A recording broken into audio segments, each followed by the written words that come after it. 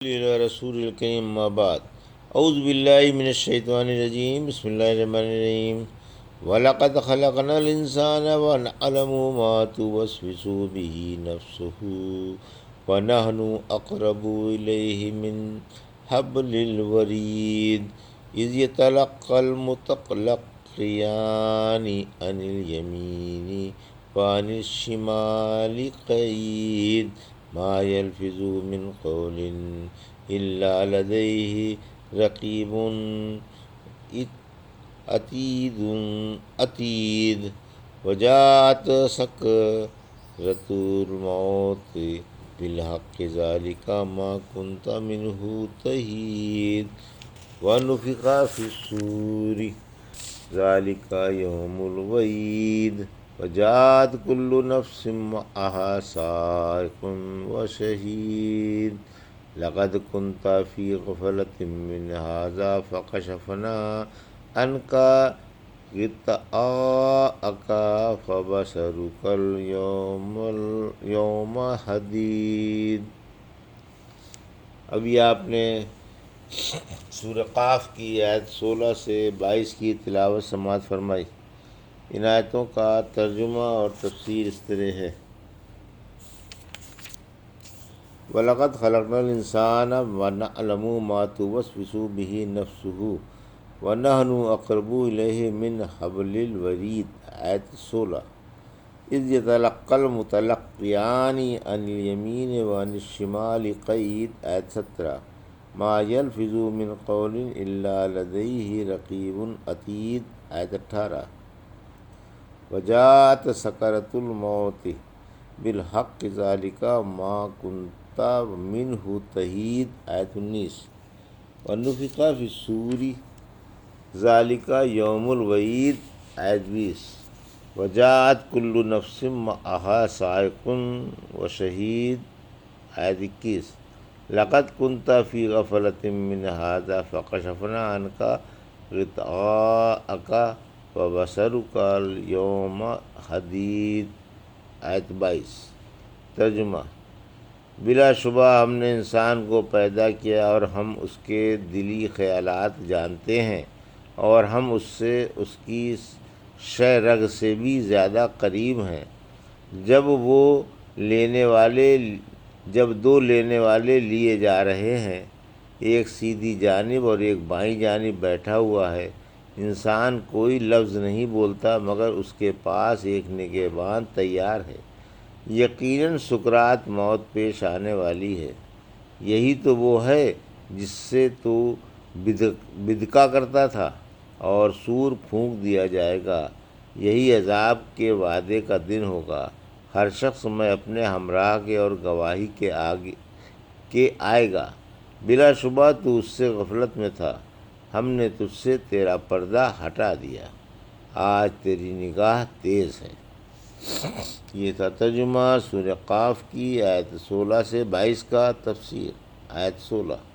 اللہ مختار مطلق اور قادر مطلق ہے۔ اللہ انسان پر اپنے اختیار و قدرت کی خبر دے رہا ہے کہ میں اس کا خالق ہوں۔ میرا علم اس کی تمام باتوں کو، تمام رازوں کو، بلکہ دلی خیالوں تک کو گھیرے ہوئے ہے، اور میں اس کے برے بھلے ارادوں تک سے باخبر ہوں۔ ایک صحیح حدیث میں ہے کہ اللہ نے میری امت کے خیالات سے درگزر فرما دیے، تا وقت یہ کہ انہیں زبان پر نہ لائے یا عمل نہ کرے۔ پھر فرمایا کہ ہم اس کی شہ رگ سے بھی زیادہ قریب ہیں، یعنی اللہ کے فرشتے انسان کی شہ رگ سے بھی زیادہ قریب ہیں۔ مرنے والے کے بارے میں فرمایا سورہ واقعہ کی آیت 85 میں: ہم اس سے بنسبت تمہارے زیادہ قریب ہیں لیکن تم دیکھتے نہیں، یعنی ہمارے فرشتے بنسبت تمہارے اس کے بہت قریب ہیں لیکن تم کو نظر نہیں آتے۔ سورہ ہجر کی آیت 9 میں فرمایا: ہم ہی نے قرآن اتارا اور ہم ہی اس کے محافظ ہیں، یعنی فرشتے ہی اللہ کے حکم سے قرآن لے کر اترے تھے۔ اسی طرح اللہ نے فرشتوں کو یہ قدرت دی ہے کہ وہ بنسبت انسانوں کی شہ رگ سے بھی زیادہ قریب رہیں۔ لہذا انسان کو ایک چوکا فرشتہ مارتا ہے اور ایک شیطان۔ اسی طرح شیطان بھی خون کی طرح جسم میں چلتا پھرتا ہے، جیسا کہ سب سے سچے رسول نے فرمایا۔ اعمال نامے لکھنے والے فرشتے، آیت 17۔ دو لینے والوں سے وہ دو فرشتے مراد ہیں جو انسان کا اعمال نامہ لکھتے رہتے ہیں، یعنی کرامن کاتبین اعمال نامہ لکھ رہے ہیں۔ ایک سیدھے کندھے پر بیٹھا ہوا ہے اور ایک بائیں کندھے پر، اور انسان کی سیکنڈ سیکنڈ کی نگرانی کی جا رہی ہے۔ ایک ایک بات اور ایک ایک عمل لکھا جا رہا ہے۔ ادھر انسان کی زبان سے کچھ نکلا، ادھر فرشتوں نے اسے لکھا۔ فرشتے اسی انتظار میں رہتے ہیں اور اسی کام پر مقرر کی لکھتے رہیں۔ یہ کسی قول و فعل کو لکھے بغیر نہیں چھوڑتے۔ اللہ کے دو کرامن کاتبین انسان کے کندھوں پر موجود رہتے ہیں اور انسان کو خبر تک بھی نہیں ہوتی۔ زندگی کے ہر لمحے کا ریکارڈ کیا جا رہا ہے، جو قیامت کے دن سامنے لا کر رکھ دیا جائے گا۔ فرمایا سورہ انفطار کی آیت 10 سے 12 میں، یاد رکھو تم پر نگران مقرر ہیں جو عزت والے اور لکھنے والے فرشتے ہیں، وہ تمہارے کاموں کو جانتے ہیں۔ آیت 19 سکرات کا بیان، یعنی اے انسان، سکرات موت آ کر رہے گی، اور آج تو جس شک میں گرفتار ہے، سکرات موت آ کر اسے دور کر دے گی، پھر تجھے یقین آ جائے گا جب تجھ سے کہا جائے گا کہ یہی تو وہ ہے جس سے تو بھاگا کرتا تھا، آج اس نے تیرا گلا آ کر پکڑ لیا ہے، اب تو نہ بھاگ سکتا ہے، نہ چھپ سکتا ہے، نہ دامن چھڑا سکتا ہے، اور نہ رہائی پا سکتا ہے۔ صدیقہ تعالیٰ فرماتی ہیں، میں نزاع کے وقت اپنے والد کے سرہانے آ کر بیٹھ گئی، اتنے میں آپ پر بے ہوشی طاری ہو گئی۔ اس وقت میں نے یہ شعر پڑھا، جس کے آنسو ہمیشہ ٹھہرے رہتے ہیں، ایک نہ ایک دن ضرور ٹپک پڑتے ہیں۔ آپ نے سر اٹھا کر فرمایا، بیٹا یوں نہ کہو، بلکہ وجاءت سکرۃ الموت بالحق پڑھو۔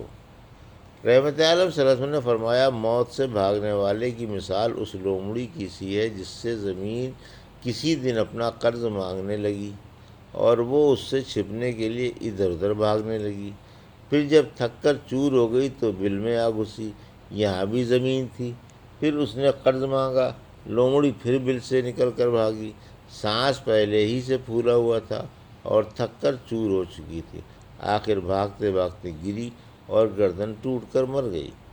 یعنی جس طرح لومڑی زمین سے ہٹ نہ سکی اور زمین پر ہی بھاگتے بھاگتے مر گئی، اسی طرح انسان کو موت کے بغیر چارہ نہیں۔ آیت 20 سور کا بیان، اس آیت میں سور پھونکے جانے کا بیان ہے۔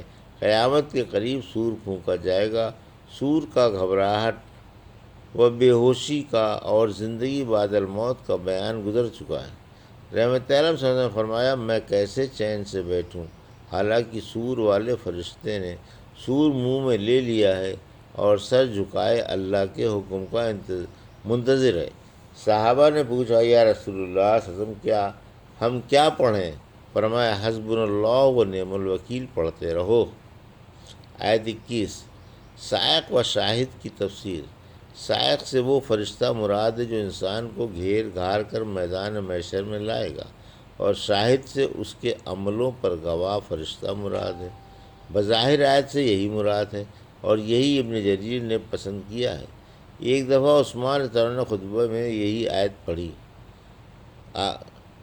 پڑھ کر فرمایا کہ سائق سے انسان کو اللہ کے پاس لانے والا اور شاہد سے اس کے عملوں کی گواہی دینے والا فرشتہ مراد ہے۔